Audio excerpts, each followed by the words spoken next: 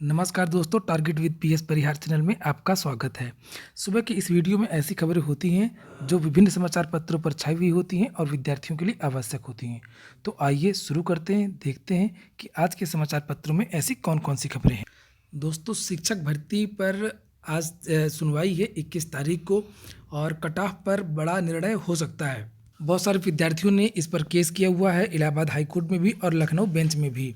तो देखते हैं कि आज क्या फैसला होता है और उसी फैसले के बाद से आगे की रूपरेखा तय होगी। इससे संबंधित आज के समाचार पत्रों में बहुत सारी खबरें हैं। लिखा हुआ कि कट ऑफ बदला तो बढ़ेंगी अचयनितों की तादाद, यानी कि अगर ऐसा हुआ तो जो शिक्षा मित्र हैं उनका चयन ज़्यादा होगा और बीएड वाले अभ्यर्थी काफ़ी विद्यार्थी बाहर हो सकते हैं। यहाँ पर लिखा है कि परिषदीय स्कूलों की 69,000 सहायक अध्यापक भर्ती की लिखित परीक्षा में कट ऑफ अंक का पेंच फंस गया है। शासन ने परीक्षा में शामिल अभ्यर्थियों की तादाद को देखते हुए उत्तीर्ण प्रतिशत तय किया है ताकि आसानी से भर्ती की सीटें भर जाएं। परीक्षार्थियों की माने तो मौजूदा कट ऑफ अंक के बाद भी तय सीटों से अधिक अभ्यर्थी उत्तीर्ण होंगे। देखिए, यहाँ पर लिखा हुआ है कि नियमावली में कट ऑफ अंक तय नहीं। बेसिक शिक्षा परिषद की नियमावली में यह प्रावधान है कि अभ्यर्थियों को लिखित परीक्षा उत्तीर्ण करनी होगी, लेकिन उनका कट ऑफ अंक क्या होगा। दोस्तों, नियमावली में दिया हुआ है कि विद्यार्थियों को लिखित परीक्षा उत्तीर्ण करनी होगी। इसका मतलब होता है कि कट ऑफ रहेगा, कट ऑफ को हटाया नहीं जा सकता है। और यहाँ पर लिखा है कि इसीलिए उत्तीर्ण प्रतिशत को घटाया या बढ़ाया जा सकता है। वहीं शिक्षक पात्रता परीक्षा में एनसीटीई ने स्पष्ट किया है कि कट ऑफ अंक सामान्य के लिए 60 व आरक्षित के लिए 55% रहेगा, यानी कि ये टीईटी की बात हो रही है। नीचे लिखा हुआ है कि भर्ती का कट ऑफ अंक घटने का लाभ सिर्फ शिक्षा मित्रों व आरक्षित वर्ग को ही मिलेगा। अन्य अभ्यर्थियों को लिखित परीक्षा व शैक्षिक मेरिट के अंकों के जरिए चयन सूची में जगह बनानी होगी। तो दोस्तों, कहने का मतलब ये है कि अगर कट ऑफ कम होता है तो जितने भी शिक्षा मित्र चूँकि उनको भारांक मिल रहा है तो उनका चयन हो जाएगा, और जो आरक्षित वर्ग के विद्यार्थी हैं तो उनके कोटे में ओवरलैप नहीं हो सकती है, तो उनके कोटे सुरक्षित रहेंगे और उनका भी चयन हो सकता है अगर वो शिक्षक भर्ती परीक्षा में पास हो गए तो। और अगर कट ऑफ में कोई परिवर्तन नहीं आता है तो बहुत ज़्यादा विद्यार्थियों के पास होने की गुंजाइश नहीं है। लगभग जो भी विद्यार्थी शिक्षक भर्ती में पास हो जाएंगे उनका चयन हो जाएगा। इसके बाद में जो अगली सूचना है वो केंद्र सरकार की नौकरियों में सामान्य वर्ग के गरीबों को आरक्षण 1 फरवरी से। यहाँ पर लिखा कि अधिसूचना जारी, केंद्र सरकार की नौकरियों में सामान्य वर्ग के गरीबों को 10% आरक्षण देने की अंतिम बाधा भी दूर हो गई है। 1 फरवरी से सभी केंद्रीय नौकरियों और सेवाओं में यह आरक्षण लागू हो जाएगा। सामाजिक न्याय व अधिकारिता मंत्रालय के बाद अब कार्मिक एवं प्रशिक्षण विभाग ने भी इस संदर्भ में अधिसूचना जारी कर दी है और इसमें रूल एंड रेगुलेशन भी बना दिया गया कि ये जो सर्टिफिकेट है ये कौन बनाएगा इनकम का, चूँकि 8 लाख से जिनकी इनकम कम है उन्हीं के लिए ये सुविधा होगी, उन्हीं का प्रमाण पत्र बनेगा। लिखा हुआ कि आरक्षण का दावा करने वाले जो परिवार हैं उनकी आय और संपत्ति को प्रमाणित करने वाले अधिकारी का रैंक जो तहसीलदार से कम नहीं होनी चाहिए। अधिकारी को उपलब्ध कराए सभी दस्तावेजों की सावधानी से जांच करनी होगी। और फिलहाल जो राज्य हैं जहाँ पर ये लागू होने जा रहा है, उत्तर प्रदेश, गुजरात, झारखंड और हिमाचल। यहाँ पर आप लोग ये भी देख सकते हैं कि आरक्षण का लाभ वही परिवार उठा पाएंगे जिनकी सालाना आमदनी 8 लाख रुपए से कम होगी, किसान वर्ग में जिनके पास 5 एकड़ से कम खेती की ज़मीन होगी।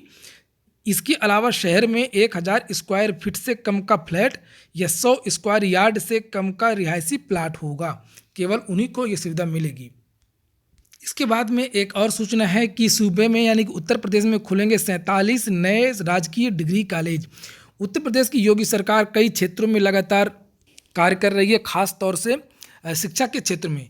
तो ये नए विद्यालय खुलेंगे और इनमें अध्यापकों की नई भर्तियां भी होंगी। नीचे लिखा है कि योगी सरकार गरीब एवं मध्यम वर्गीय परिवारों के बच्चों को सस्ती और सुलभ उच्च शिक्षा उपलब्ध कराने के लिए शैक्षिक सत्र 2019-20 में 47 नए राजकीय डिग्री कॉलेज खोलेगी और इसके साथ ही वर्ष 2022 तक प्रत्येक विधानसभा क्षेत्र में एक डिग्री कॉलेज खोलने का लक्ष्य तय किया गया है। इन डिग्री कॉलेजों के लिए सरकार जल्द ही सहायक प्रोफेसर और गैर शिक्षणेतर कर्मचारियों के लिए भर्ती प्रक्रिया शुरू करेगी। तो दोस्तों, ये नई भर्तियां भी बहुत जल्द आएंगी। जो लोग प्रोफेसर बनना चाहते हैं या उच्च डिग्री धारक हैं और रोजगार पाना चाहते हैं। इसके बाद में जो अगली सूचना है वो भी उच्च शिक्षा से संबंधित है। इसमें लिखा है कि शोधार्थियों को सरकार दे सकती है बड़ा तोहफा, यानी कि जो लोग SRF, JRF इत्यादि करते हैं तो जो उनको वजीफ़ा या फेलोशिप मिलती है उसमें बढ़ोतरी होने जा रही है। लिखा है कि चुनाव से पहले सरकार देश भर के शोध संस्थानों और विश्वविद्यालयों से जुड़े शोधार्थियों को एक बड़ा तोहफा दे सकती है। इसके तहत उन्हें मिलने वाली फेलोशिप की राशि में भारी इजाफा किया जा सकता है। संभवतः यह बढ़ोतरी 50% से ज़्यादा की होगी। मौजूदा समय में देश भर के इन संस्थानों में शोध के क्षेत्र में करीब 2 लाख छात्र पढ़ाई कर रहे हैं। फिलहाल इन सभी फेलोशिप में बढ़ोतरी की मांग को लेकर आंदोलित हैं। ऐसे में सरकार इनमें बढ़ोतरी कर उनकी एक बड़ी मांग को पूरा कर सकती है। तो इससे विद्यार्थियों को काफ़ी सहूलियत होगी। और इसके बाद में एक और सूचना है पॉलिटेक्निक प्रवेश परीक्षा के बारे में। इसके ऑनलाइन आवेदन चालू हो गए हैं। इसके बारे में विज्ञप्ति अखबार में फिर से छप गई है। इस वेबसाइट पर जाकर जिन विद्यार्थियों ने अभी तक आवेदन नहीं किया वो आवेदन कर सकते हैं। 20 दिसंबर से इसके आवेदन उपलब्ध करा दिए गए हैं और जिनको भी एडमिशन लेना है वो एडमिशन ले सकते हैं। इसकी डेट भी परीक्षा की घोषित कर दी गई है। यहाँ पर लिखा हुआ है कि 29 अप्रैल को पॉलिटेक्निक की परीक्षा रविवार को होने जा रही है। इसके बाद में एक और सूचना है जो सभी विद्यार्थियों को मालूम होना चाहिए। ये करंट का क्वेश्चन है आ सकता परीक्षाओं में, इसलिए मैंने इस बार इस वीडियो में रख दिया है कि जो अपर्णा कुमार हैं IPS, उन्होंने फिर से एक रिकॉर्ड बनाया है, दक्षिणी ध्रुव पर फतह हासिल की है। आप लोग देख सकते हैं अमर उजाला में लिखा हुआ कि निमोनिया, टूटे चश्मे, बर्फीली हवाएं, अपर्णा कुमार ने फिर भी फतह कर लिया दक्षिणी ध्रुव। यही है अपर्णा कुमार IPS। इन्होंने कई सारी चोटियों में फतह हासिल की है। लिखा है कि पर्वतारोहण के लिए जाने वाली अपर्णा कुमार ने पिछले रविवार को दक्षिणी ध्रुव साउथ पोल भी तिरंगा लहरा दिया है। ऐसा करने वाली वह पहली महिला IPS अधिकारी हैं। इसलिए ये जो है क्वेश्चन किसी न किसी एग्जाम में पूछा जा सकता है। माउंट एवरेस्ट की चढ़ाई जितना ही ये कठिन और अपर्णा के लिए बाधाएं तो बहुत लाया, लेकिन इन्होंने मतलब इस अभियान को पूरा किया।